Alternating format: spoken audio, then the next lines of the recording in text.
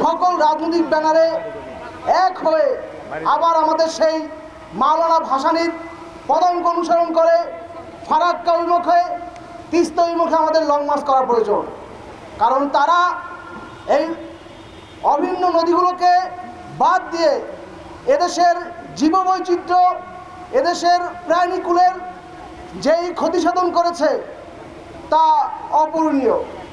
আজকে তারা খরায় আমাদেরকে বাঁধে পানি না দিয়ে আমাদেরকে ভারী অঞ্চলের মানুষদেরকে দুর্ভিক্ষের দিকে ঠেলে দিচ্ছে। আজকে বন্যার দিনে তারা বাঁধ খুলে দিয়ে কোটি কোটি মানুষকে তারা পানিবন্দী করে ফেলছে এবং এই যে ক্ষতির পরিমাণ, এই ক্ষতির পরিমাণ কয়েক লক্ষ কোটি টাকার থেকেও বেশি। এবং এই টোটাল পরিকল্পনা ভারত পরিকল্পিতভাবে করছে। তারা যে বাংলাদেশের সীমান্ত হত্যা সহ যে সকল অগ্রাসন তারা করছে তার বিরুদ্ধে অন্যতম অগ্রাসন হলো এই পানি অগ্রাসন।